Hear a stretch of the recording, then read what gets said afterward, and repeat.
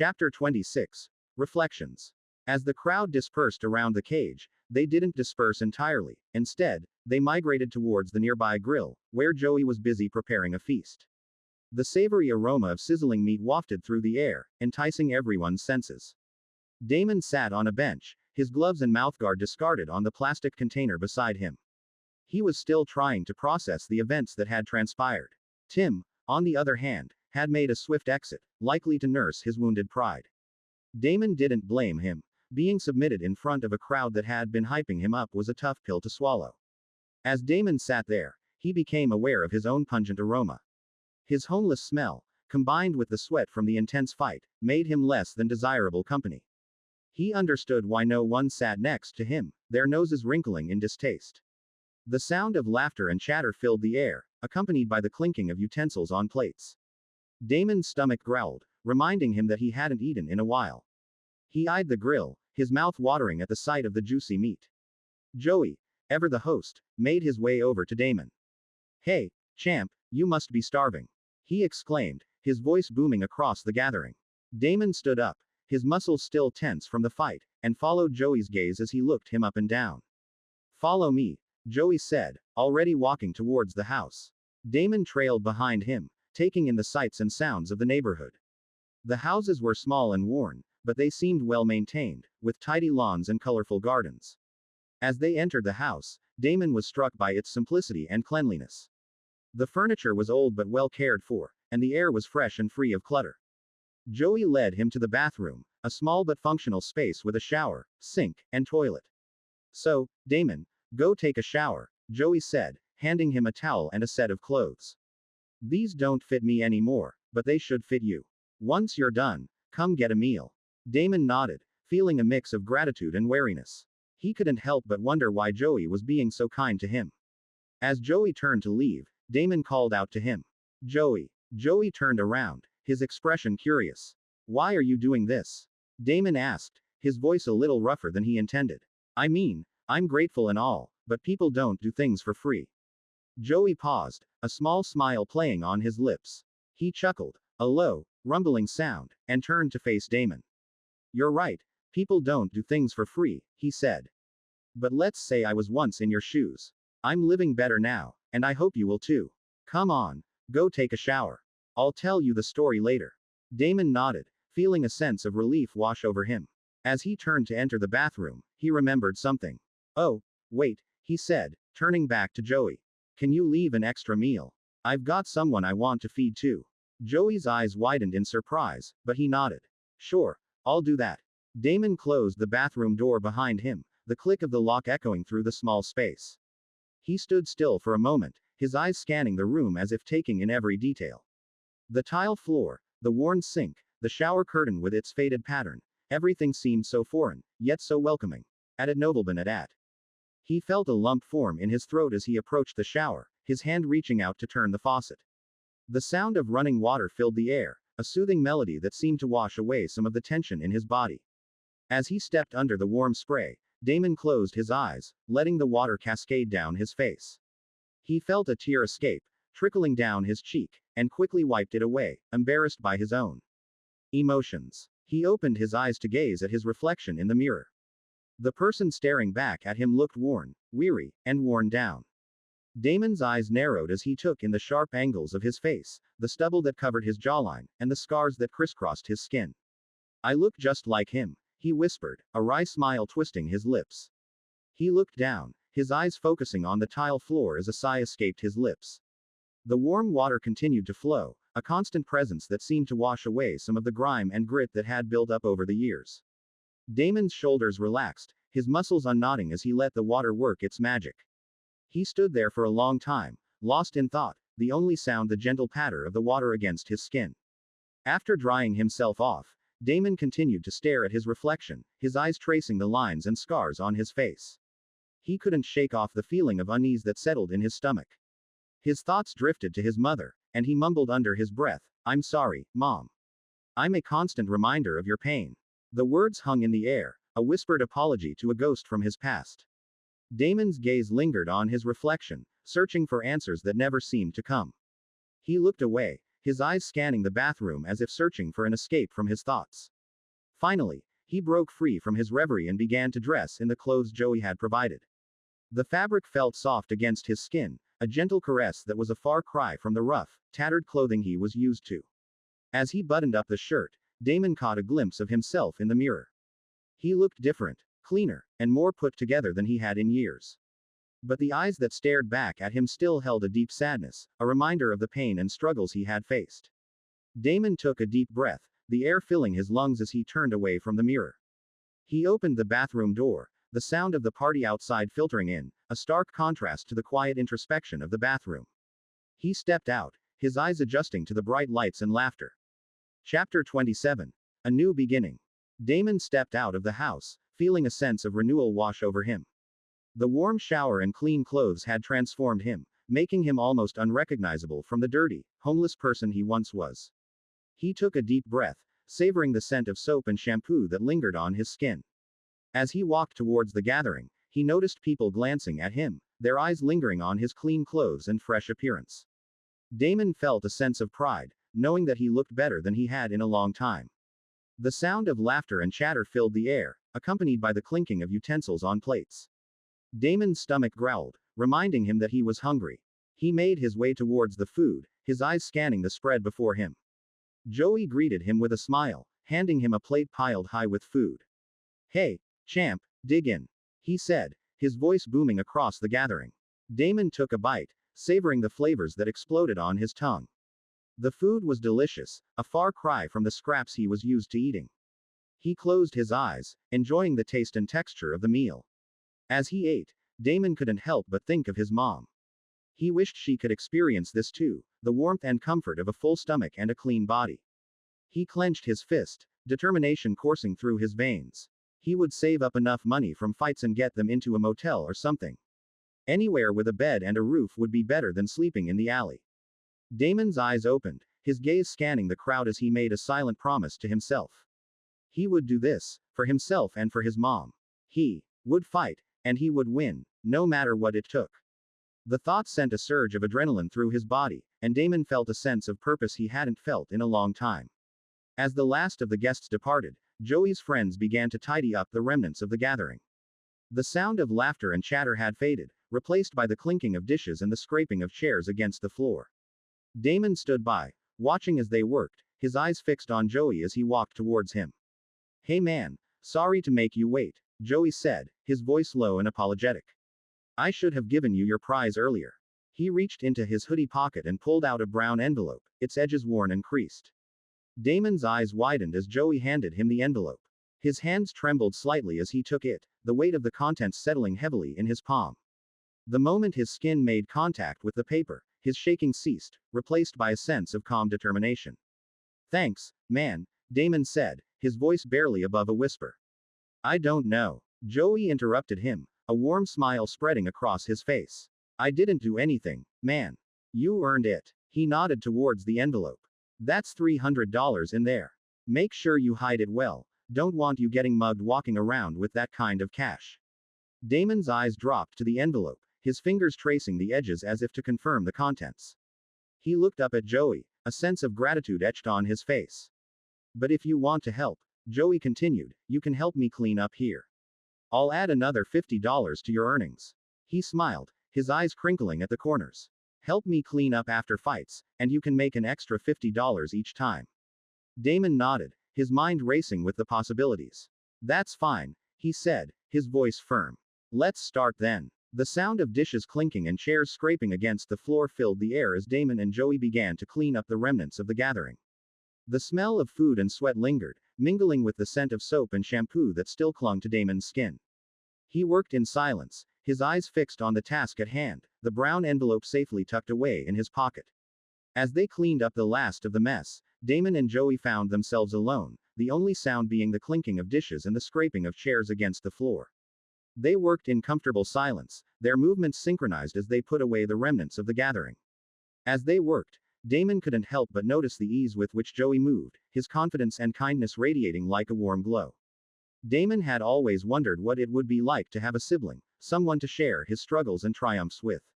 And as he looked at Joey, he couldn't help but feel a sense of kinship. Hey, Joey, Damon said, his voice breaking the silence. Can I ask you something? Joey looked up, his eyes crinkling at the corners. Sure thing, Damon. What's on your mind? Damon hesitated, unsure of how to phrase his question. I was just wondering, how did you get into all this? He gestured to the makeshift fighting ring, the tables and chairs. You know, hosting fights and stuff. Joey's expression turned thoughtful, his eyes gazing into the distance. Well, it's a long story, he said, but I'll give you the short version. Damon nodded, his eyes fixed on Joey's face.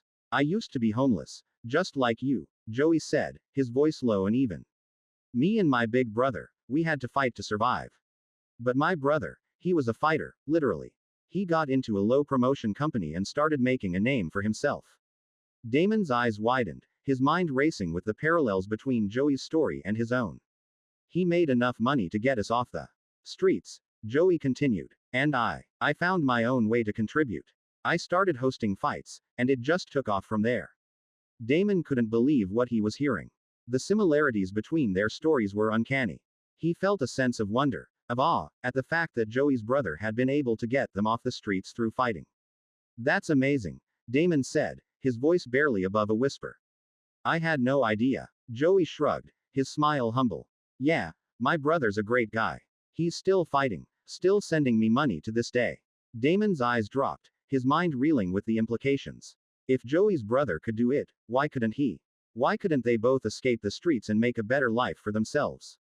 Chapter 28. A place to stay. As they finished cleaning up, Joey pulled out a $50 bill and handed it to Damon. Here, take this. Thanks for helping out, he said with a smile. Damon nodded, tucking the money into his pocket. Joey walked him out of the house, and as they stood on the porch, Damon turned to him with a question. Hey Joey, can I ask a favor? He said, his eyes locking onto Joey's. Joey tilted his head, his expression curious. Depends on the favor, he replied. Damon scratched the back of his head, his eyes darting around the neighborhood before focusing on Joey again. Can you tell me about any cheap motels around here? Somewhere I can stay. Joey paused, his eyes narrowing slightly. You mean, like, a place to get off the streets? He asked, his voice low and even.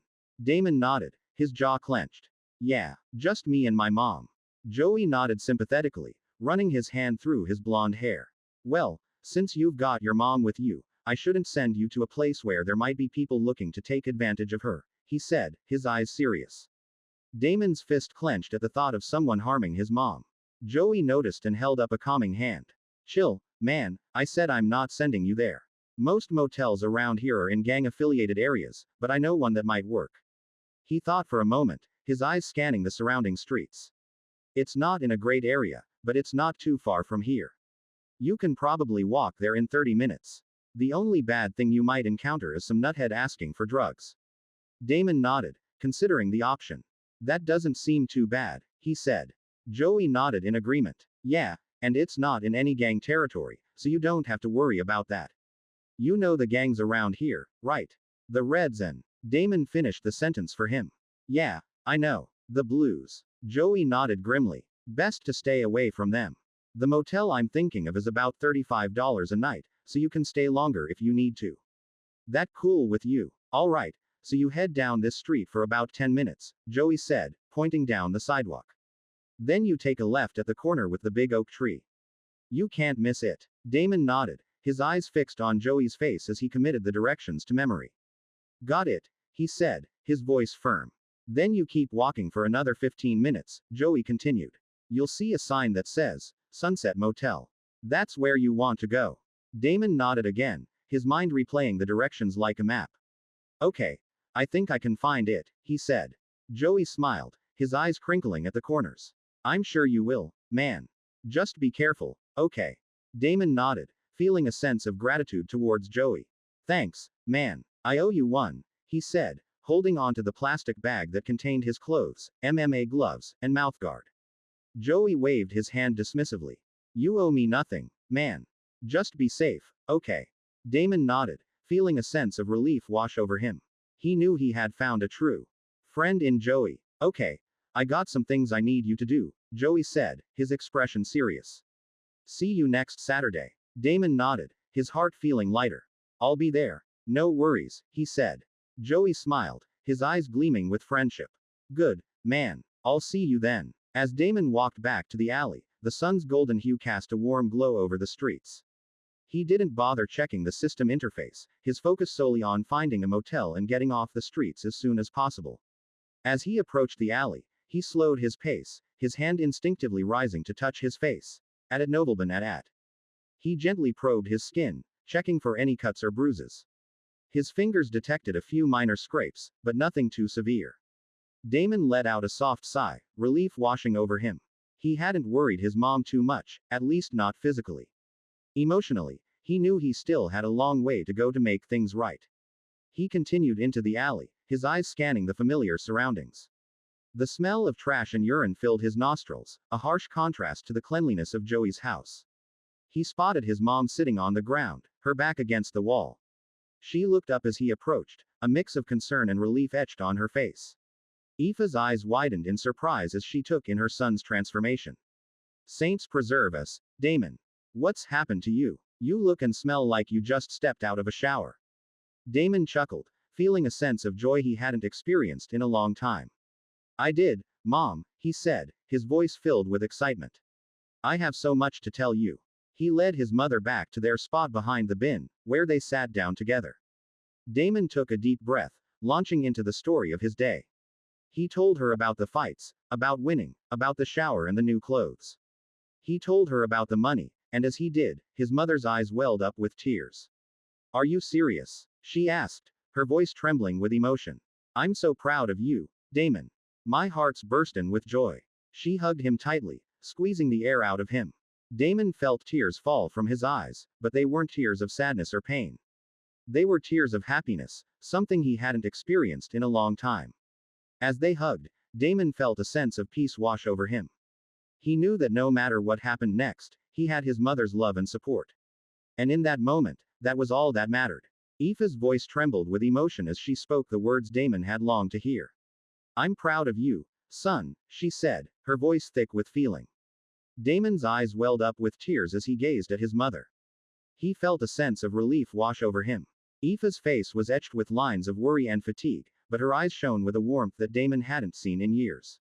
She reached out a hand and gently brushed a strand of hair out of his face. You've done well for yourself, Damon, she said, her voice barely above a whisper. I know things haven't been easy, but you've persevered. You're a strong lad. Damon felt a lump form in his throat as he struggled to contain his emotions. Chapter 29. A New Beginning. Damon's eyes shone with excitement as he stood his mom up. Mum, I have one thing to tell you, he said, his voice trembling with anticipation. Aoife's eyes widened in surprise, wondering what else could be so important that Damon would end the day with. But seeing the smile on his face, she reassured herself that it wasn't bad news. Damon held his mother's hands, his grip warm and gentle. Mom, from today onwards, we won't be sleeping in the alley, he said, his words spilling out in a rush. Aoife's eyes narrowed slightly, confusion etched on her face. What do you mean, Damon? She asked, her voice laced with curiosity. Damon's smile grew wider. I have money for us to stay in a motel, he said, his words tumbling out in excitement. Aoife's eyes widened in shock, her face pale. She hadn't expected this. A motel, she repeated, her voice barely above a whisper. Damon nodded, his eyes shining with excitement. Yes, Mom, we can stay there tonight. We won't have to sleep in the alley anymore. Aoife's face crumpled, tears welling up in her eyes. She had never thought she'd see the day when her son would be able to provide for her like this. Damon pulled his mother into a tight hug. Aoife wrapped her arms around her son, holding him close. She felt a sense of pride and gratitude towards Damon. He had done this for her, for them. She knew that she could always count on him. As they hugged, Damon felt a sense of relief wash over him. He had done it. He had found a way to get them off the streets. He also knew that this was just the beginning. You. Damon's eyes sparkled with determination as he broke the hug. Let's take this stuff, he said, his voice filled with excitement. Aoife paused, her eyes narrowing slightly. We're going now, she asked, her voice laced with confusion. Damon chuckled, his smile wide. Yes, Mom, he replied, his hand reaching out to grab the bananas and half bread. Aoife's eyes widened as she realized what was happening. Her son was taking her to a new life, one where they wouldn't have to sleep on the streets. Damon's hands moved quickly, gathering their meager belongings. The bananas were a bit bruised, but they would still taste sweet. The half-bread was stale, but it would fill their stomachs. And that was it, he knew that. But that was what they had when they fled to the US, with nothing but a few belongings and a hope for a better life. Damon's mind raced with these thoughts, but he pushed them aside. He couldn't think about that now.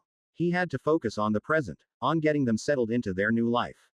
He looked at his mother, and saw the trust in her eyes. She believed in him, and he wouldn't let her down. As they walked, the warm sun bounced down on their faces. The smell of exhaust fumes and greasy food filled their nostrils. At Nobleman at. But Damon and Aoife didn't notice. They were too busy looking forward to their new life. Damon's heart swelled with pride as he thought about what he had accomplished. He had fought for his mother, for their future. And he would keep fighting, keep pushing forward. Aoife's eyes shone with tears as she looked at her son. She knew that he had done this for her, for them. And she was grateful. As they turned the corner, the Sunset Motel came into view. Damon's heart skipped a beat. This was it, their new beginning. He took his mother's hand, his grip warm and reassuring. "We're going to be okay, Mom," he said, his voice filled with conviction. Aoife nodded, her eyes never leaving his face. She knew that she could always count on her son. Damon's eyes fixed on the motel, taking in every detail. It wasn't too big, just a small, two-story building with a faded exterior. The walls were a dull brown, with patches of peeling paint revealing the gray concrete beneath. The roof was a mess of missing shingles and rusty vents. The sign above the office creaked in the gentle breeze, the letters reading, "Motel," in bold, red letters. But the M flickered on and off, making it look like hotel, more often than not. The neon lights hummed and buzzed, casting a gaudy glow over the parking lot.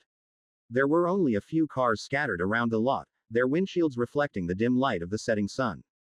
The rooms themselves were a mix of dark and light, some with curtains open, others with them tightly shut. The windows were small, with rusty air conditioning units jutting out of the walls. Damon's gaze roamed over the motel, taking in the worn-out welcome mat, the cracked sidewalk, and the overgrown weeds pushing through the pavement. It wasn't much, but it was better than the alley. It was a place to call their own, if only for a little while. He turned to his mother, who stood beside him, her eyes fixed on the motel with a mix of curiosity and apprehension. "It's not the Ritz, Mom," Damon said, his voice low and even. "But it's a roof over our heads." Aoife nodded, her eyes never leaving the motel. "It's fine, son," she said, her voice barely above a whisper. "It's fine." Damon and Aoife walked towards the office, their feet crunching on the gravel parking lot. As they approached the door, they noticed a woman sitting on the ground.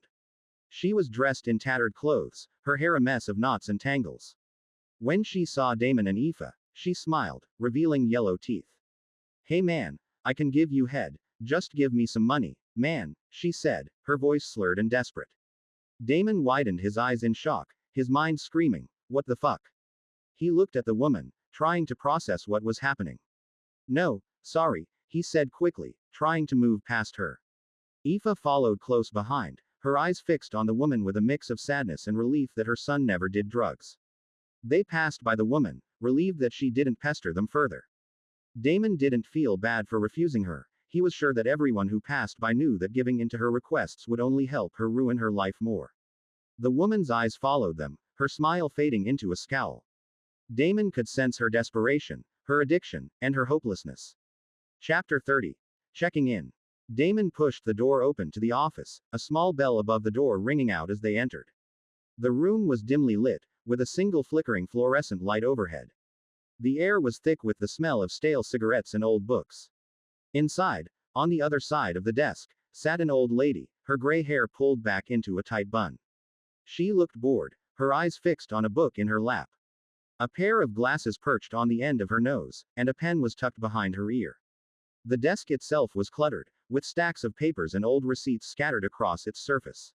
A small clock ticked away on the wall behind her, the sound echoing through the silent room. Damon's eyes adjusted slowly to the dim light, taking in the details of the room. Aoife followed close behind, her eyes fixed on the old lady. The old lady looked up as they entered, her eyes narrowing slightly as she took in Damon and Aoife.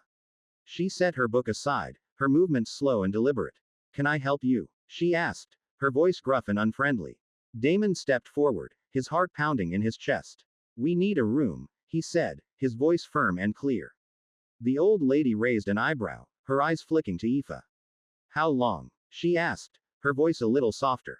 Damon hesitated, unsure of what to say. For a week, he said finally, hoping that would be enough. The old lady nodded, her eyes flicking back to Damon. Room 17, she said, her voice monotone. That'll be $245. Damon nodded, his hand reaching into his pocket for the money. Aoife stood beside him, her eyes fixed on the old lady with a mix of curiosity and apprehension.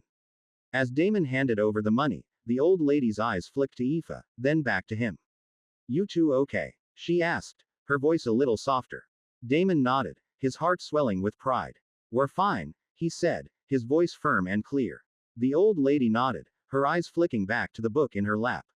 Room 17, she said again, her voice monotone. Down the hall, second door. On your left, she sighed, looking as they left, her eyes fixed on Damon's clean clothes and Aoife's dirty clothes. She stared at Aoife for longer, her gaze lingering on the worn-out fabric and the stains that dotted the cloth. Then, she shook her head, her expression a mix of sadness and resignation.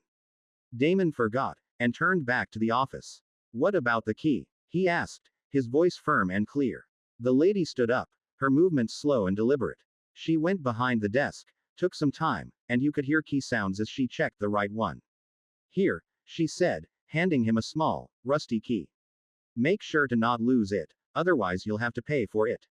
Damon nodded, his hand closing around the key. Thank you, he said, his voice filled with gratitude. They left the office, staring at the keys in Damon's hand. He looked at his mother, who was looking at him as well. They walked up the rail stairs, their footsteps echoing through the silent hallway. They walked towards room 17, the number etched on the door in bold, black letters. Damon saw the door, and put the key in the lock. He turned it, and it gave him some trouble a bit. He was gentle, not wanting to break it. He jiggled the key, and finally, there was a click. The door opened, creaking on its hinges. Damon pushed the door open, and stepped aside, letting Aoife enter first. She walked in, her eyes scanning the room. Damon followed, his heart pounding in his chest. He closed the door behind them, and locked it, the sound echoing through the room. Damon looked around the room, taking in every detail. The room had 2 beds, each a single bed, with clean white sheets and a few pillows. At Nobleman at. There was a TV on a small table, its screen dusty but intact. Damon stared at it for a while, mesmerized by the thought of watching TV again. He hadn't watched one since years, and the idea of sitting in front of a screen, flipping through channels, felt like a luxury. His mother was also ecstatic, her eyes shining with excitement as she took in the room.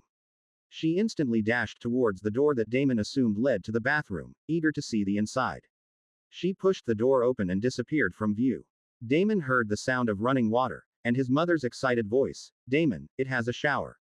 And it's clean. He smiled, feeling a sense of relief wash over him. Despite the location, and the exterior of the motel, it really had clean and good rooms. He walked over to the bed, feeling the softness of the mattress. He sat down, running his hand over the sheets, feeling the smooth fabric. He lay back, closing his eyes, feeling a sense of exhaustion wash over him. The sound of running water stopped, and his mother came out of the bathroom, a towel wrapped around her hair. Damon, you should take a shower too, she said, smiling. It'll make you feel better. Damon chuckled. Mom, I already showered today, how was it? Aoife laughed, and began talking, her voice filled with excitement. They chatted for hours, the whole night, until Aoife's eyes began to droop. She yawned, and snuggled under the blanket. Damon smiled, and tucked her in. He then stood up, stretching his arms over his head. He walked over to his bed, and sat down, feeling the softness of the mattress. He opened the system interface, and a message popped up. Congratulations for winning all your fights. Damon's eyes lit up, as he read the message. He felt a surge of pride and happiness. Reward. 10 FPs. He nodded, his heart swelling with excitement. He got his reward, the Fight Points FP. Match detected next Saturday, training program organized. Damon's eyes narrowed, as he read the message. He had a match next Saturday, and a training program was already organized. He nodded, his mind racing with strategies and techniques. He needed to be prepared for the next fight. He closed the system interface, and lay back on the bed, feeling a sense of satisfaction wash over him. He had a roof over his head, a bed to sleep in, and a chance to fight for a better life. He smiled, and closed his eyes, letting the exhaustion take over. Chapter 31. A New Morning. Damon woke up early, the sunlight peeking through the curtains and casting a warm glow over the room. He stretched his arms and yawned, feeling the softness of the bed beneath him. His body ached from the fights, but it was a good kind of pain, a reminder of his hard work and determination. He got out of bed and walked to the bathroom, his feet making soft creaking sounds on the floor. He turned on the light and looked in the mirror, wincing slightly at the sight of his battered face. His eyes were puffy, and his cheeks were bruised, but it didn't look too bad. He washed his face with warm water, feeling the coolness soothe his skin. After washing up, he dressed in the same clothes he had worn the day before. They were clean and comfortable, and he didn't see the need to change. He walked back to bed and looked at his mom, who was still sleeping peacefully. She was lying on her side, her hands tucked under her pillow, and a soft smile on her face. Damon felt like she might sleep the whole day, due to the comfortable bed and the warmth of the room. The room was quiet, except for the sound of his mom's gentle breathing. Damon sat down on his bed, looking around the room, taking in every detail. The walls were a pale yellow, and the furniture was old but clean. There was a small table in the corner, with 2 chairs, and a TV on a small table against the wall. The window had a view of the parking lot, and the sunlight cast a warm glow over everything. Damon opened his system interface. Total fights. 3-0. Fighting style. Muay Thai. Brazilian Jiu-Jitsu. Physical stats. Strength. F. Speed. F. Stamina. F. Endurance. C+. Agility. F. As he looked at the physical rankings, he noticed something different. The dashes that used to be next to each stat were gone. He wondered if this meant his stats were improving. A small smile spread across his face at the thought. He also noticed that his fighting style was no longer listed as freestyle. Instead, it now showed Muay Thai and Brazilian Jiu-Jitsu. He felt a sense of pride knowing he had developed skills in specific styles. His eyes lingered on his win-loss record. 3 wins and 0 losses. He felt a surge of confidence and happiness seeing those numbers. He had worked hard for them, and it paid off. Damon felt a sense of excitement and anticipation for his next fight. He was ready to continue improving and winning. Damon decided to check his coins. He opened the system interface and saw that he had 13 coins. He remembered that the 3 FPs were left over from his reward for training. He had also bought water from the system a few times, but he still had some left, so he hadn't used up all his points. Next, he opened the shop to buy some more water. He purchased 3 5L bottles, which would last him and his mom for a while. He lifted the bottles and put them next to the wall, making sure they were secure. Then, he looked at the other food options he could buy. But he decided to hold back, since they still had bananas and bread left over from before. He didn't want to waste his FPs on more food when they already had some. After making his purchase, Damon removed the system interface and sighed. He really wished he could convert his coins to real money. He wondered how much 13 coins would be equivalent to in dollars and cents. He thought about all the things he could buy. If he could convert his coins to cash, he could buy more food, pay for their room, and even get some new clothes. But for now, his coins were stuck in the system, only usable for buying items from the shop. Damon shrugged and moved on. He was just grateful to have the water and food they needed. Damon looked around the room, feeling a bit bored. He had planned to exercise and train later, but for now, he had nothing to do. His eyes landed on the TV, and he walked towards it, curious. He examined the TV, noticing how old it looked. The screen was dusty, and the buttons on the front were yellowed. But he decided to try and turn it on anyway. He pressed the button that looked like the power button, and waited. At first, nothing happened. But then, the screen flickered and turned gray. Suddenly, a loud, static noise filled the room. SHSHHSHSHSHSHSHSH. Damon cursed under his breath. Fuck. He quickly turned to check on his mom, worried that the noise would wake her up. But she was still fast asleep, undisturbed. Damon let out a sigh of relief and quickly turned off the TV, not wanting to risk waking her up. The room fell silent again, except for the sound of his mom's gentle breathing. At. Damon stood there for a moment, looking at the TV with a mixture of disappointment and frustration. He had hoped to find something to watch, something to take his mind off things. But the TV was clearly old and broken. But then, something inside Damon urged him to try again. He decided to press the button once more, and this time, the static noise grew even louder.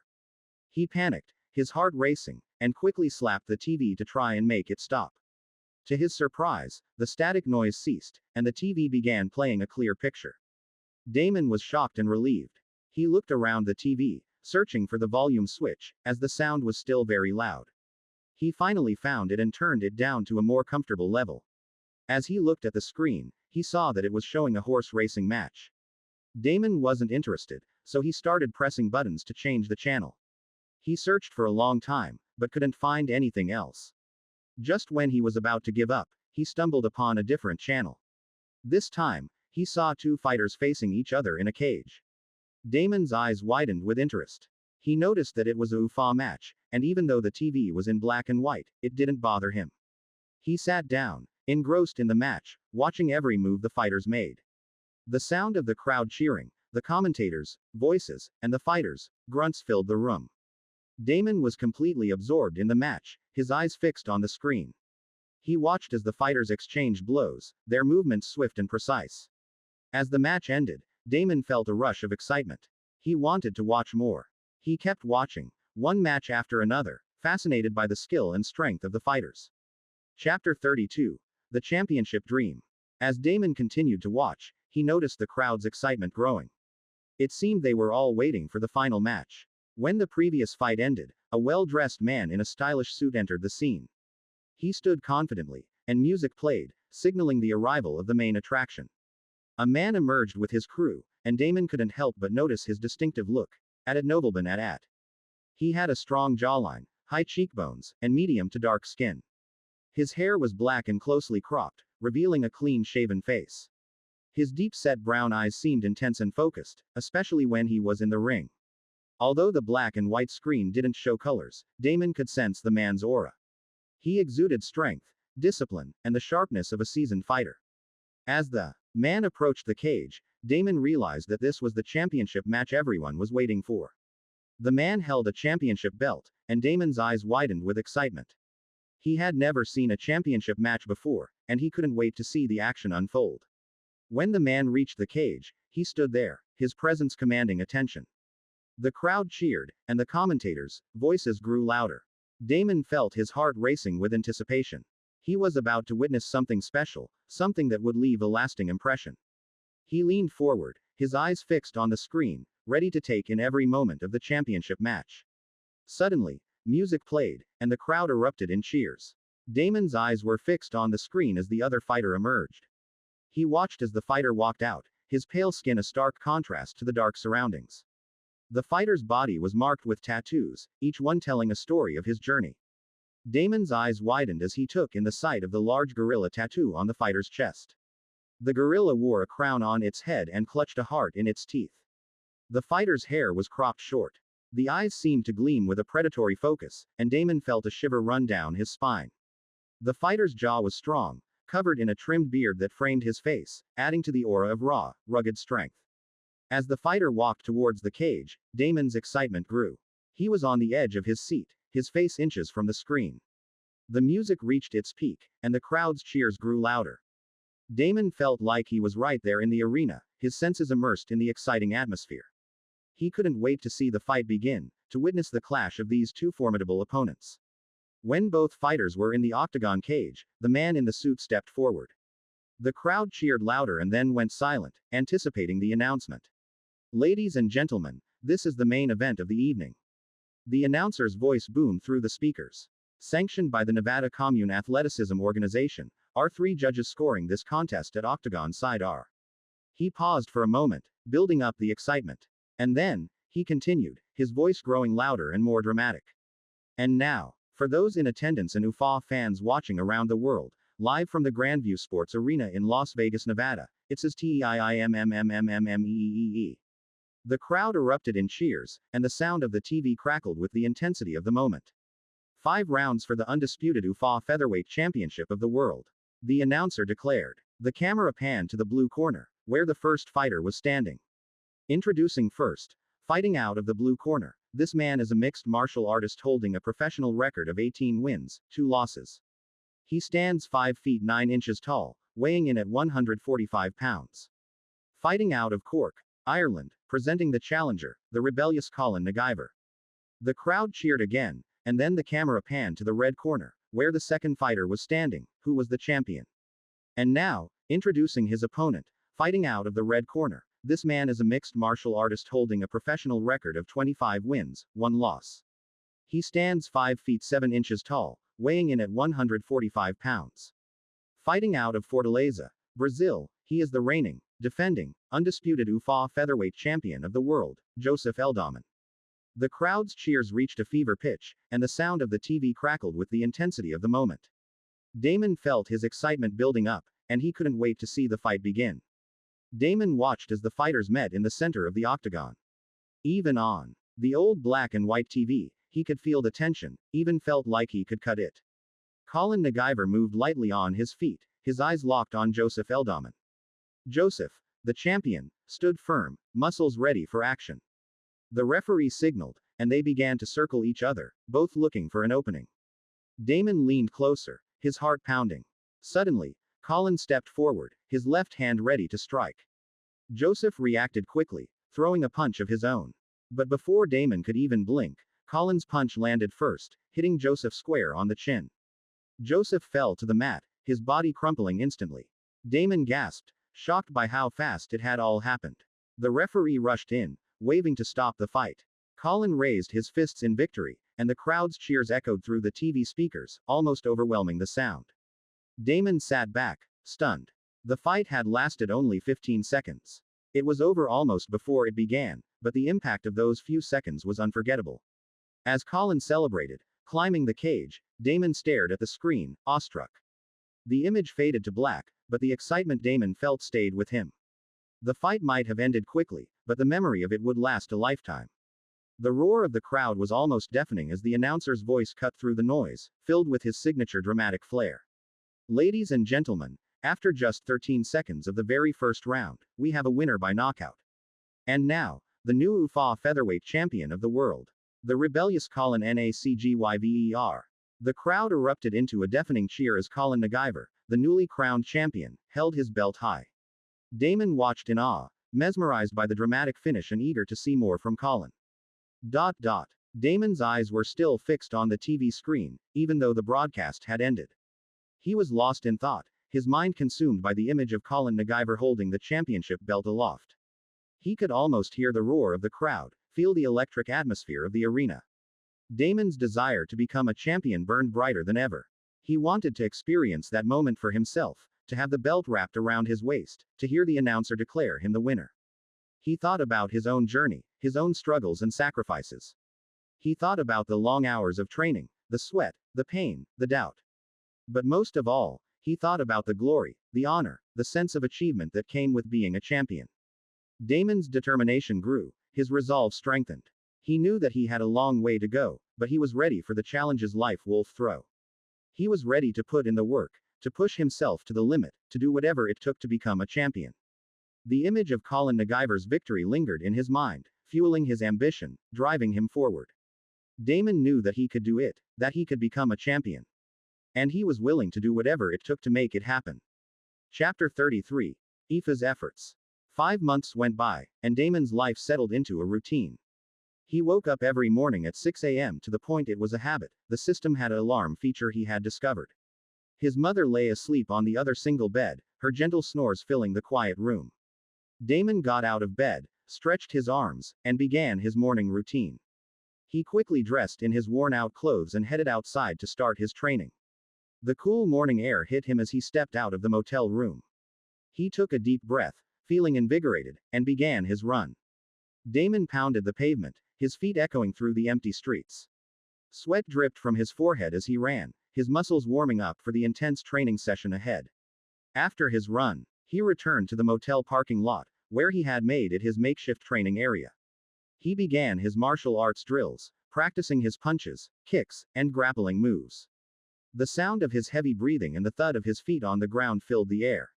As the sun rose higher, Damon's training intensified. He sparred with an imaginary opponent, his movements swift and precise. He was a force to be reckoned with, his determination and hard work evident in every move. Meanwhile, his mother slept peacefully, unaware of her son's grueling training session outside. She had grown accustomed to Damon's early morning routine and slept soundly, trusting that he was safe and focused on his goals. As the morning wore on, Damon's training came to an end.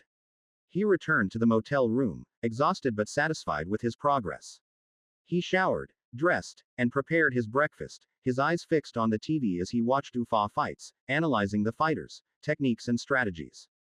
Damon's fascination with the sport grew with each passing day. He became a fan of Colin McIver, admiring his confidence and skill in the octagon. He knew that one day, he would face the best fighters in the world, and he was determined to be ready. Damon's fascination with the UFA grew as he watched fight after fight. He wasn't just a fan of Colin McIver, he admired many fighters. Dominic Giorgison's impressive title reign, Jorge Sainz's welterweight dominance, and Kamil Nurmagomedov's grappling mastery all captivated him. As he watched, Damon noticed that the TV played old events, reruns of fights from years ago. But he had learned to catch the recent shows, staying up late to watch the latest events. His mother would often look at him, her eyes filled with a mix of confusion and concern. She would see him sitting on the bed, his eyes glued to the TV, his face lit up by the screen's glow. She would hear the sounds of punches and kicks, the roar of the crowd, and the commentators' voices. She would wonder what drew him to this sport, why he spent hours watching fights. The motel room was filled with the sounds of the UFA. The TV blared, the fighters' voices shouting, the crowd cheering. Aoife would try to sleep, but the noise would seep into her room, echoing off the walls. She would cover her ears, trying to block out the sounds, but they would still seep in. Despite the noise, Damon's mother never complained. She saw the determination in her son's eyes, the fire that burned within him. She knew that he was chasing his dreams, and she wouldn't stand in his way. So she would lie in bed, listening to the sounds of the UFA, knowing that her son was one step closer to achieving his goals. Damon continued to fight in the backyard brawls, the system providing him with quests to win. He hadn't kept winning, but his only loss was 5 months ago. Since then, he had been dominant in the makeshift cage, his name spreading throughout Stockton. People who knew Joey's fights would whisper about Damon, the young fighter with a fierce determination. His reputation grew, and with it, the money he brought home. Aoife felt a mix of emotions, gratitude for the financial stability, but also uselessness. She wasn't contributing, and it bothered her. At Nobleman at. Aoife felt useless, a feeling that had become all too familiar. She wasn't contributing to their livelihood, and it gnawed at her. Her son, Damon, was the one bringing home the money, fighting in those brutal backyard brawls. She hated the thought of it, hated that he had to put himself in harm's way. She remembered the day he dropped out of school, the day they fled their old life. She had stolen his childhood, forced him to grow up too quickly. Now, at 19, he was fighting for their survival. The guilt was crushing her. Aoife's mind wandered to Damon's fights, the ones he had been having for months now. She didn't know what drove him to keep going back, what made him think it was worth it. She saw the physical toll it took on him, the bruises, the cuts, the scars. But she also saw the determination in his eyes, the fire that burned within him. She didn't understand it, but she knew she couldn't stop him. He was an adult now, making his own decisions. All she could do was be there for him, support him, and hope that he wouldn't get hurt too badly. The thought of losing him, of something happening to him, was unbearable. Aoife felt a mix of emotions, but she knew one thing, she wouldn't stand in Damon's way. She would let him chase his dream, no matter how dangerous, no matter how difficult. She would be his rock, his support, and his safe haven. And as she watched him train, she knew that she would always be there for him, no matter what. 4 months ago, Aoife had asked the motel owner for a job. She had to beg and beg until she finally got it. The owner agreed to give her a job, but instead of paying her money, she would get free rent. This was a big help for Aoife and Damon. Before, they were a homeless family, living on the streets and struggling to get by. But now, with the free rent, they were able to stay in the motel room. It was still very hard for them, and they didn't have much money, but it was a little better than before. Damon's fighting was bringing in some money, and with the free rent, they were able to save some of it. This improved their living situation a bit.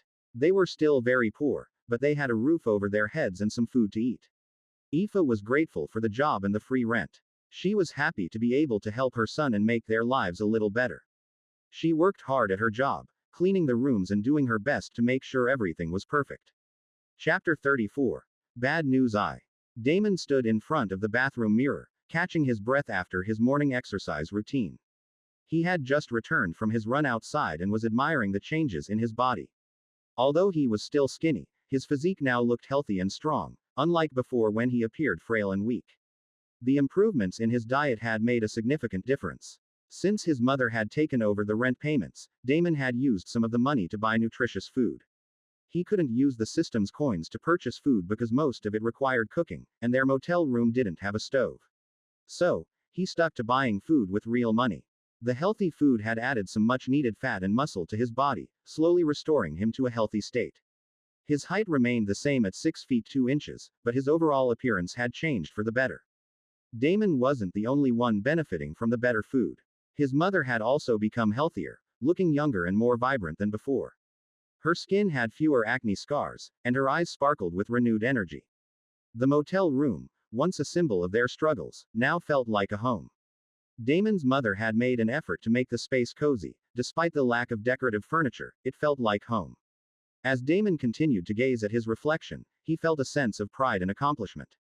He had come a long way since his days of struggling to survive.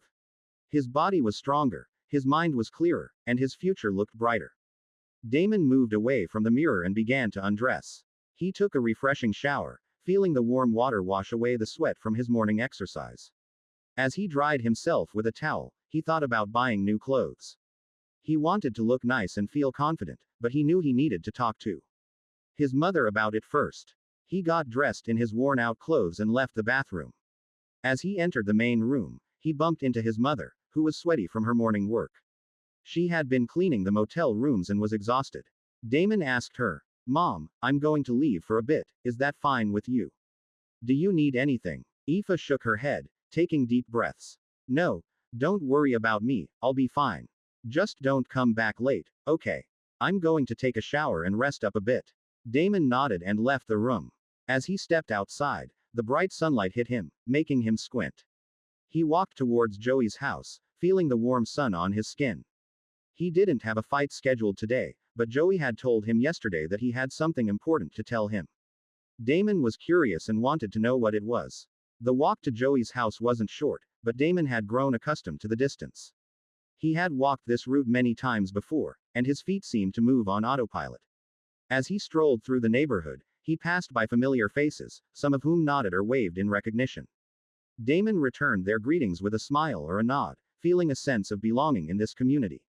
Finally, he arrived in front of Joey's house, a modest single-story building with a neatly manicured lawn. Damon walked up the path, his feet crunching on the gravel, and knocked on the door. The sound echoed through the air. Knock, knock, knock. The door swung open, and Joey appeared, a wide grin spreading across his face. "Hey, bro, you made it," he exclaimed, his voice warm and welcoming.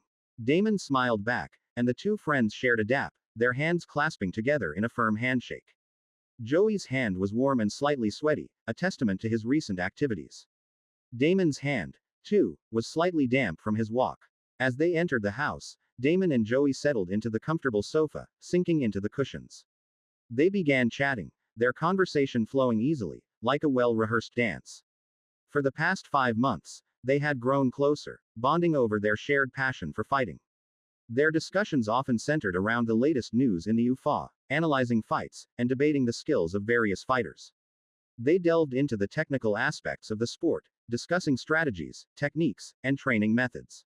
Joey's eyes sparkled with excitement as he shared his insights, his hands gesturing animatedly. They walked out to the backyard, the place where the fights usually happened. Damon looked around, taking in the makeshift arena. He noticed the cage that marked the fighting area, and the chairs where the spectators sat. As he looked around, he couldn't shake off the feeling that something wasn't right. It was like someone was about to tell him some terrible news. He felt a knot in his stomach, a sense of unease that he couldn't explain. The backyard was quiet. The sun was shining, casting a warm glow over the area. But despite the peaceful atmosphere, it felt like it would end. He looked at Joey, who was standing next to him, and wondered if he knew something that he didn't. Joey's expression was serious, his eyes fixed on the ground. Joey spoke, his voice filled with nostalgia. This place has so many memories. Damon nodded in agreement. Yeah, it does. He looked around the backyard, remembering all the fights he had in there. At Novelban at. Joey looked at Damon, his expression serious, and said, "My brother got the call from the UFA." Damon's face lit up with a smile. "Whoa, that's great news, man. I thought you were telling me bad news, but this is amazing." But as he looked at Joey, he noticed that his friend's face wasn't changing to a smile. Joey's expression remained serious, and Damon felt a sense of unease creeping back in. He thought to himself, wait, why isn't Joey happy about this? And then Joey dropped the bombshell, "I'm closing up the fights, Damon." Damon's smile froze, and he felt like he had been punched in the gut. He couldn't believe what he was hearing. Chapter 35. Maybe not so bad after all. Damon felt like he had been punched in the gut, the news hitting him harder than any blow he had taken in the fights. He looked at Joey, his jaw dropped in shock. What do you mean you're closing the fights?" he asked, needing a clear answer. Joey looked down, avoiding eye contact with his friend. "I mean, I won't be hosting any fights," he said, his voice barely above a whisper. Damon didn't respond, silence filling the air as he processed the information. He glanced at the cage, the familiar sight now feeling foreign. He slowly got up and walked over to the door, sitting down on the floor beside it. Damon's eyes were fixed on the ground, his mind racing with thoughts. He couldn't believe what he was hearing. Damon's gaze remained fixed on the ground, his thoughts consumed by the news. He couldn't imagine a life without the fights, without the rush of adrenaline, the money. Where else would he find fights? Joey spoke up. "Damon, but Damon cut him off, his voice firm. "Why are you closing the fights? I mean, I get your brother got the call from the UFA, but why close the fights?" He looked at Joey, his eyes searching for answers. Joey sighed, his shoulders slumping slightly. "Because I'm leaving Stockton, I'm going to LA. He moved closer to Damon, sitting down beside him on the grass. Damon's eyes narrowed, his mind racing with questions. "What about the fights here? You're just going to leave?" Joey nodded. "Yeah, I am. My brother's UFA opportunity is a big deal, and I need to be there to support him. Plus, LA has good opportunities for me too, so I can continue studying." Damon nodded slowly, taking in the information. He looked at Joey, really looked at him, and saw the determination in his eyes. At Novelban at. He realized that they weren't the same, not anymore. While they shared similarities, they had different dreams, different aspirations. Joey had a future planned out, a future that didn't involve the fights in Stockton. Damon, on the other hand, was still trying to make ends meet. He clenched his fist, gripping the grass tightly, feeling a sense of urgency wash over him. He didn't have time to feel sorry for himself. He needed to find another source of income, and fast. Damon lessened his grip on the grass, feeling a mix of emotions. He admitted to himself that he was jealous of Joey's opportunities. But he calmed down and said, "I'm glad you'll pursue your dreams, man." He smiled, trying to be genuine. Joey shook his head, throwing a light punch on Damon's shoulder. "Come on, bro, I know you and your mom depend on the money you made from the fights. I wouldn't feel good if I just left you with no options." Damon was startled, looking at Joey to see what he meant. Joey continued, "I talked to my brother, and he was part of a promotion. They have a show coming here to Stockton, and they'll recruit some talent. He talked to them and put in a word for you." Damon's eyes widened, his smile growing. "Really?" Joey nodded. "Yeah, but don't get too happy. It's not 100%. You still need to win the matches.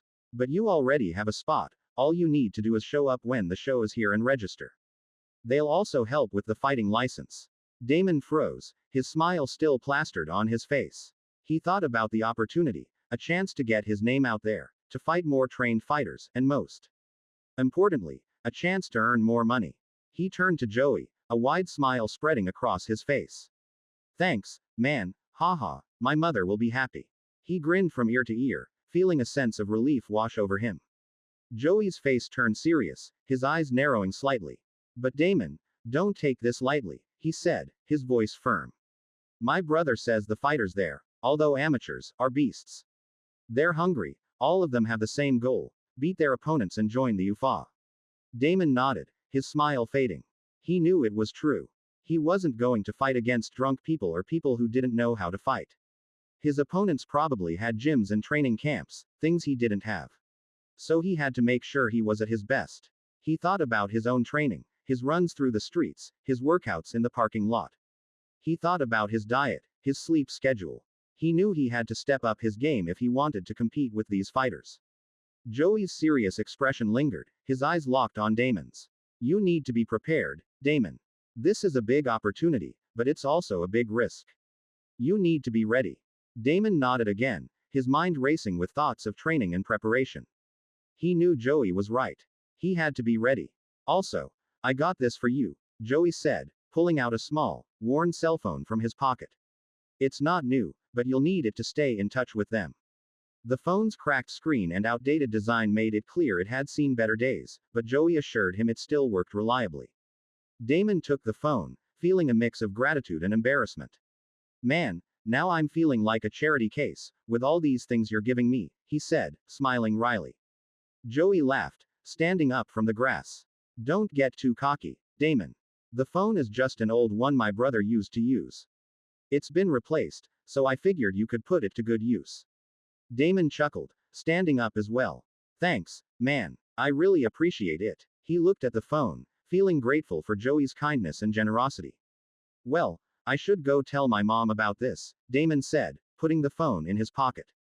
I was planning to take her shopping for some new clothes for us. We could both use an update. Joey nodded, smiling. Yeah, go tell her. She'll be thrilled to hear the news. And don't forget to call me when you get a chance, so we can catch up. Damon nodded, already walking away. Will do, man. Thanks again for everything. He waved goodbye, feeling a sense of hope and excitement for the future. Chapter 36. Recommended. In a large conference room, a group of men sat around a long, polished table, engaged in a heated discussion. Only one woman was present, taking notes and occasionally glancing up at the speakers. The atmosphere was tense, with everyone focused on the topic at hand. Suddenly, a man in a black suit stood up, his presence commanding attention. Okay, I have something to announce, he said, his voice firm and authoritative. The room fell silent, with all eyes on the man. He nodded, surveying the room before continuing. Okay, the event was supposed to have 15 matches, but we've decided to add one more. The man in the black suit paused, letting the news sink in. He scanned the room again, his eyes locking onto each person, before nodding and sitting back down. A man across from Victor suddenly spoke up, his voice firm and demanding. Victor, who are the matchups? Victor, anticipating a reaction, pulled out papers from a folder and began distributing them to each member. He sighed, knowing what was coming. As expected, the man across from him slammed his fist on the table. Oh no, hell no, Victor. Are you trying to ruin the event? This kid doesn't even have a fighting record, let alone a team or a gym, and you're trying to add him to this event. The other members nodded in agreement, their faces filled with disapproval. Victor sighed, expecting this reaction. I understand your concerns, Victor began, but I have reasons for this decision. First of all, this kid was recommended by the Titan. The man across from him mumbled, Jake Morales. Victor nodded. Yes. Now, while that may not mean anything to all of you, you should understand how Jake was discovered. He had no gym, no legal record of fights. But look what a monster he is. While this kid he recommended might not be the same, I don't see why we shouldn't try. The room fell silent, with all eyes on Victor. The members looked at each other, seemingly unsure of what to say next. The tension in the room was palpable, with everyone waiting for someone to speak up.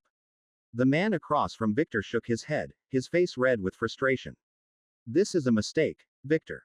A big mistake. Victor held up his hands, palms facing the group, trying to calm the situation. Hear me out, please. I know this is unconventional, but we can still make this work to our advantage. We are in Stockton, and from what Jake said, this kid has rallied a bit of fame. The man across from him, Ben, spoke up, his voice laced with skepticism. Being known around the streets isn't fame, Victor. Victor nodded, anticipating this response. Yes, I know, Ben. But since he's well known, we can pose his fight as giving a chance to non-experienced fighters, a chance in a large event. We can market it as a way to give back to the community. Ben chuckled, his expression unimpressed. There's already an event for that, Victor. But I suppose since this is your turn to organize, we can let you fail on your own. However, I think everyone wants to know, what if he fails? What if he doesn't perform as you want him to? What if he's bad? Victor smirked, confident in his plan. That's why he'll be opening the event. If he's good, then he'll be good enough to make the crowd remember him throughout the show. If he's bad, then they'll forget him by the end of the show. Ben retorted, his voice firm. Unless he's so bad that he ruins the entire show itself. The room fell silent, with all eyes on Victor. Deep down, they agreed with Ben that this was a bad idea. Asterisk. 2 weeks had passed since Joey left Stockton, and Damon's life had fallen into a familiar routine. Every day was the same. Wake up, train, and help his mother with her job. He had taken the first step towards becoming a professional fighter by visiting the California State Athleticism Organization, CSAO, the governing body that handled MMA fights in Stockton, to obtain his fighting license. However, the process was not as smooth as he had hoped. The CSAO had informed him that it might take some time to process his application. Damon had asked if he could participate in fights while waiting for his license, and the answer was yes, but only in amateur fights that didn't require a license. Damon left the CSAO office feeling a bit frustrated but determined. He knew that getting his license was crucial to his fighting career, and he was willing to wait. At Nobleman at. In the meantime, he could still gain experience and hone his skills by participating in amateur fights. Damon stood in the parking lot of the motel, sweat dripping down his face as he caught his breath from his intense workout. The scorching sun beat down on him, but he didn't notice, still focused on his training. Suddenly, his phone rang, breaking the silence. He pulled it out of his pocket, looking at the number on the screen. It was an unknown number, but he answered anyway, pressing the small button. Hello, he said, his voice firm. A voice came from the phone. Good morning, is this Mr. Cross? Damon nodded, forgetting he was on the phone. I mean, yes, this is Damon Cross. How may I help? The voice on the phone continued, Mr. Cross, I'm calling from the event Battle Extreme. We need you to come to the medical center in 2 days' time to get a medical clearance before your fight. Damon listened intently, his smile growing wider with each passing second. He couldn't believe what he was hearing. He was finally going to get his chance to fight. Okay, got it, Damon said, trying to contain his excitement. I'll be there in 2 days. The voice on the phone confirmed, Great, Mr. Cross. We'll see you then. Damon hung up the phone, his heart racing with excitement. He couldn't wait to get to the medical center and start preparing for his fight. He felt a sense of pride and accomplishment, knowing he had made it to this point. Chapter 37. Medical Examination. Damon sat on the soft chair, his hand sliding down his face as he let out a deep sigh. He didn't like the smell of medicine that filled the air, or whatever it was that this place smelled like. He was currently in the medical center, surrounded by other fighters, all waiting for their turn to get their medical examination. Damon had been waiting for almost a day, and he wasn't alone. Others had arrived after him, and the line seemed to be moving at a slow pace. The fluorescent lights above flickered, casting a hum of electricity through the air. The sound of murmured conversations and rustling papers filled the room, creating a sense of monotony. Damon's eyes wandered around the room, taking in the sights and sounds. He noticed the other fighters, some looking focused, others looking anxious. He saw the medical staff, moving efficiently, taking notes and checking vitals. Damon's gaze fell on the clock on the wall, the hands ticking away slowly. He had been waiting for what felt like an eternity. He shifted in his seat, feeling the soft cushion beneath him. His hand drummed a slow rhythm on his thigh, a sign of his growing impatience. He stood up, stretching his arms above his head, trying to shake off the feeling of restlessness. He walked over to the water cooler, pouring himself a cup of cool water. The liquid refreshed his parched throat, and he felt a slight sense of relief. As he poured another cup of water and drank, the door to the examination room opened, and a very muscular man walked out. Nobleman at. His physique was imposing, with thick, prominent veins and a slightly crooked nose, as if it had been broken before. One of the fighters sitting down couldn't help but stare at him, and whispered to the others, Guess he's not passing the exam. The whisper was quiet, but due to the silence in the room, it sounded like regular talking. The others chuckled and snickered, but when the large man looked at them, they quickly went quiet.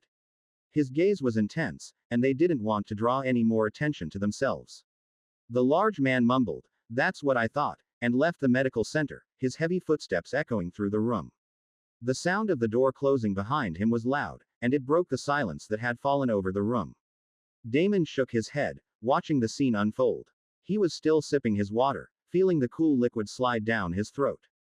He was lost in thought, wondering what had just happened. Suddenly, he heard his name being called.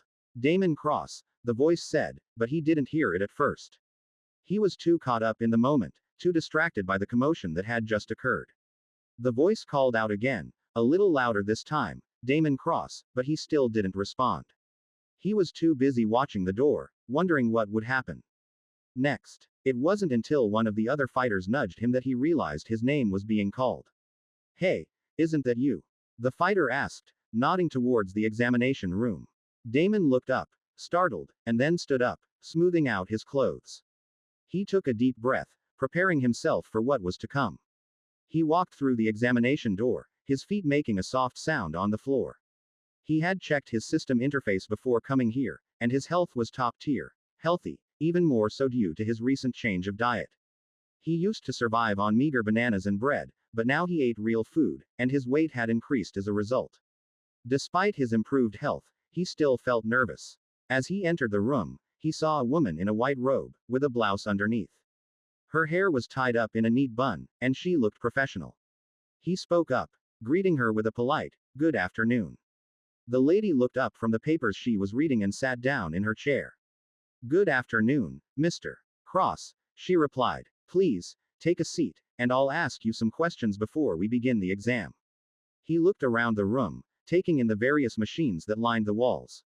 There were large machines that looked like they belonged in a hospital, and smaller ones that he didn't recognize. The room itself was large, with a divide section. One part was an office, with a desk and chairs, and the other part was filled with machines. He walked over to the chair she had indicated and sat down, trying to make himself comfortable. The chair was soft and cushioned, and he felt a little more at ease. The woman, who he assumed was the doctor, smiled at him and began to ask her questions. "Can you please tell me about your medical history, Mr. Cross?" she asked, her pen poised over her notebook. He took a deep breath and began to answer, telling her about his past injuries and illnesses. He spoke clearly and concisely, trying to remember every detail. As he spoke, he couldn't help but notice the machines in the room. There was a large machine that looked like an MRI scanner, and a smaller one that looked like a blood pressure monitor. He wondered what they would be used for during the exam. The doctor listened attentively, nodding her head and making notes on her pad. When he finished speaking, she smiled and said, "Thank you, Mr. Cross. Now, let's begin the exam." He answered honestly, not hiding the fact that he had once been malnourished. He told her about his past struggles with food, and how he had often gone hungry. He spoke clearly and concisely, trying to remember every detail. Once they finished the questioning, they moved on to the machines. They went through different scans and tests, and Damon couldn't see a change in expression from the doctor. This made him nervous, because if she was smiling, he could have thought the test results were good, but if she frowned, the test results were bad. But there were no reactions, and because of that, he didn't know what to think. They did a series of tests, each one designed to measure a different aspect of his health. They took his blood pressure, and checked his heart rate. They did a blood test, and an EKG. Damon didn't know what to expect, but he tried to stay calm. When they were done with the physical tests, they sat down again. The doctor looked at him, and finally smiled. "Okay, everything looks good on your physical condition," she said. "We'll go ahead and do the blood tests and EKGs, and you'll get your results next week, if not earlier." Damon felt a wave of relief wash over him. He stood up, and shook the doctor's hand. "Thank you," he said, smiling back at her. He felt a sense of gratitude towards her, for being so professional, and for helping him. As he left the examination room, he felt a sense of hope. He hoped that his test results would be good, and that he would be able to move on with his life. He hoped that he would be able to achieve his goals, and live a healthy and happy life. Chapter 38. Fight Day. Damon woke up with a smile on his face. Today was the day he had been waiting for, Fight Day. It had been 2 weeks since the examination, and he had received his results, all clean and good. He felt of excitement as he threw off the covers and got out of bed. He stretched his arms and legs, feeling the familiar ache in his muscles. He had been training hard for this moment, and he was ready. He walked to the window and looked out, seeing the bright sunlight and feeling the cool breeze on his face. Today was the day he would step into the cage and show the world what he was capable of. He didn't know who his opponent was, but he didn't care. He was just grateful for the chance to fight. He couldn't help but think about the past week. He had been dreaming about this fight every night, imagining himself winning and feeling the rush of adrenaline. He had been training harder than ever, pushing himself to his limits and beyond. He understood that because he had gotten a chance to fight due to someone's recommendation, he might be treated as less important. But he didn't care about that. All he cared about was getting in the ring and showing himself to the world. He looked behind, staring at the well-made single bed not far away from his, and noticed that it was empty. It seemed his mother had already gotten up. He went to the bathroom, taking a refreshing bath and putting on some clothes. Coming out, he went under his bed and pulled out a plastic container. This was the container that held his mouthguard and MMA gloves. As he stepped out of the motel room, he took a deep breath, feeling the cool morning air fill his lungs. He looked around, taking in the familiar sights of the parking lot. His eyes landed on his mother, who was standing outside, taking a break from cleaning. "Mom, good morning," he said, smiling as he walked towards her. Aoife looked at her son, her eyes shining with a mix of excitement and concern. She already knew where he was going, and she had been worried sick about him all week. "Damon, you look sharp," she said, putting her hands on her hips. "Now, I don't want you to come back in a stretcher with a broken bone or any injuries, am I right?" She was trying to sound stern, but he could see the smile in her eyes. He knew she was joking, but he also knew she was serious. "Okay, Mom, I have to go," he said, hugging her tightly. "I'll be back, okay? And I'll be fine, don't worry," he reassured her, trying to calm her nerves. He pulled back and looked at her, seeing the worry etched on her face. He smiled again, trying to reassure her. "I'll be fine, Mom. I promise." With that, he turned and ran across the parking lot, his feet pounding the pavement. He was excited to get to the venue to get ready for the fight. He could feel his heart pounding in his chest, and he knew he was ready. As he reached the sidewalk, he hailed a cab and got in, giving the driver the address of the venue. He sat back, taking a deep breath, and tried to calm his nerves. As he sat in the car, he repeated the mantra to himself, "It's the same as the backyard fights." He had studied the rules for the fight and was familiar with the procedures. Despite some minor differences, he felt confident in his preparation. The car turned a corner, and a large hall came into view. This was the city hall, the venue for the event. He expected to see a crowded parking lot, but instead, there were only a handful of cars. He wondered why it was so empty. Had he misunderstood the time or date? He got out of the car and paid the fare, still puzzled by the lack of activity. As he walked towards the building, he took in the quiet surroundings. The stillness was a bit unnerving, but he pushed on, his focus on the fight ahead. Upon entering the building, he went through the security procedures, presenting his ID and fighting registration to the guards. They checked his pockets, patted him down, and then let him through. He walked into the hall, scanning the area. The empty seats and quiet atmosphere were a far cry from what he had expected.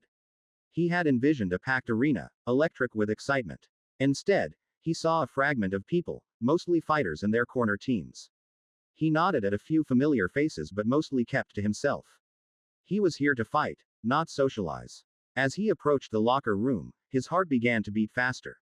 He could feel the adrenaline coursing through his veins. He was ready for this. He was ready to step into the ring and show them what he was made of. With a final nod to himself, he pushed open the locker room door and stepped inside. The room was full of sound of the soft murmur of fighters preparing for their bouts. He took his place among them, his focus solely on the fight ahead. Fighters began to enter the locker room, their faces set with determination. It seemed they were waiting for something, their eyes fixed on the door. At Novelban at. The locker room door opened, and a man in a suit walked in. His slick black hair was perfectly styled, his trimmed beard framing his jawline. He looked at everyone, his eyes scanning the room as he checked the paper in his hand, flipping through the pages. "Okay, it seems everyone is here," he said, his voice firm and authoritative. "You can all go to your teams and wait for your name to be called, so you can go weigh in." As he spoke, his gaze swept the room, his eyes lingering on each fighter. Then, his gaze stayed on Damon for some time, his expression unreadable. Damon felt a shiver run down his spine as the man's eyes seemed to bore into him. Finally, the man turned and left the locker room, the door closing behind him. The fighters began to move, their movements swift and purposeful. They filed out of the locker room, heading to the personal rooms given to them. As the man in the suit finished speaking, he turned to leave, his eyes lingering on Damon for a moment before exiting the locker room. The door closed behind him, and the fighters began to stir, their movements swift and purposeful. "Wow, is that Victor Steele?" a fighter whispered, his voice barely audible. "Stop glazing on a man, and go prepare, dude." The whispers spread like wildfire, fighters nodding and glancing at each other in awe. Damon watched, his curiosity piqued. Who was Victor Steele, and why was his presence so significant? As the fighters filed out of the locker room, they headed to their personal rooms, assigned to them for the duration of the event. The rooms were small, with a single chair, a bench, and a mirror. Damon entered his room, taking a deep breath as he closed the door behind him. The room was quiet, they didn't even have air conditioning. Damon sat down on the bench, his eyes fixed on the mirror. He stood up, pacing back and forth in the small room. As he paced, he heard the muffled sounds of fighters talking, laughing, and preparing for their own battles. He didn't have a team or coach, but that didn't matter to him now. Chapter 39. Weigh in. Damon sat in the locker room, his eyes fixed on the mirror as he mentally prepared himself for the weigh-in. Suddenly, a knock came from the door, breaking the silence. He stood up, thinking it was his turn to go out and weigh in. He walked to the door, his heart beating slightly faster with anticipation. As he opened the door, he expected to see one of the event staff or a fellow fighter. But instead, he saw a guy he had never seen before, carrying a large box in his hands. The box was about the size of a big suitcase, but not too big to be carried by one person. The guy looked at him with a neutral expression. "Mr. Cross, I have this from Mr. Steele," he said, his voice firm but polite. Damon was confused. Who was Mr. Steele, and what was in the box? But unconsciously, he stretched out his hand, taking the box from the guy. It was heavier than he expected, but he managed to hold it steady. "Thanks," Damon said, unsure of what to say. The guy nodded and turned around, closing the door behind him. Damon was left standing there, holding the box and wondering what was going on. At Nobleman at.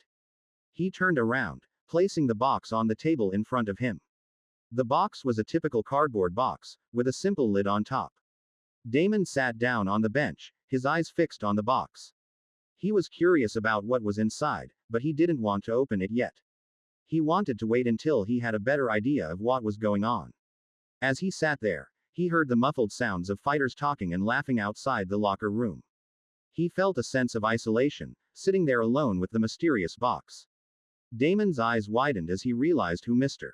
Steele was, the guy who came in earlier to tell them about the weigh-ins. He remembered thinking that Mr. Steele looked like a rich guy, with his fancy suit and confident demeanor. Damon stood up, feeling a sense of curiosity. If Mr. Steele had sent him a box, then everyone else must have gotten one too. He wasn't special, so why did he get a box? He walked over to the box, ripping off the packing tape with a loud tearing sound. As he opened the box, he saw that it was filled with fabric.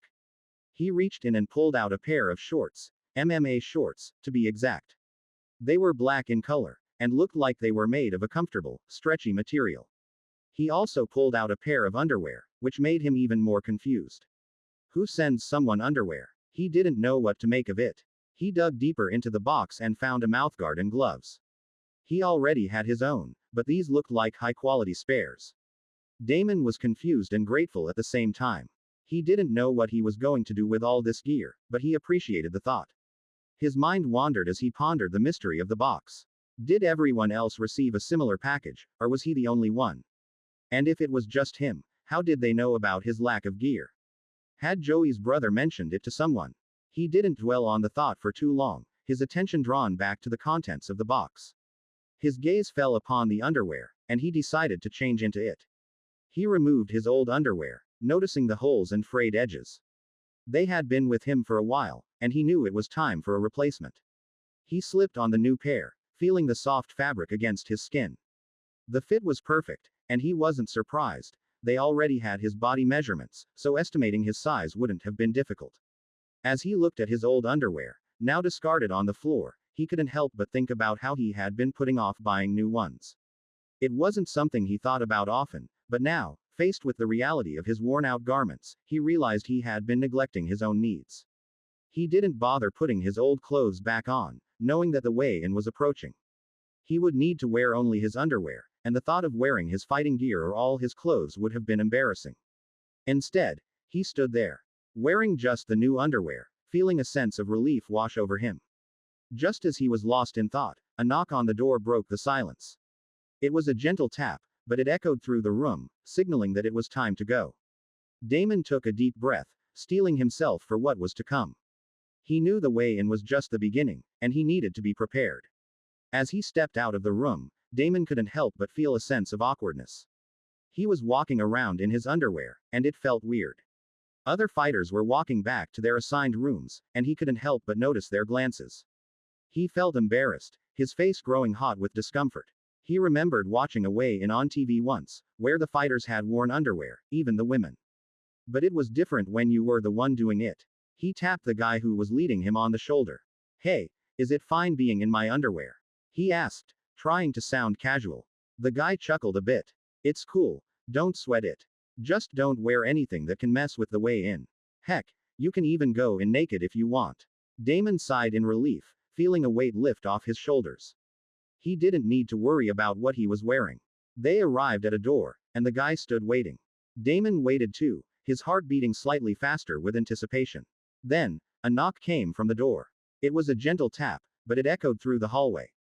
The guy turned to him and nodded. "It's time," he said, his voice firm but friendly. Damon opened the door and stepped into a hall with seats. The room was mostly empty, with only a few people scattered about. He scanned the space, his eyes landing on a platform at the front of the room. Everyone's gaze was fixed on him, and he felt a surge of nervousness. He made his way up to the platform, his footsteps echoing off the walls. A man in a black shirt stood waiting, pointing towards the scale.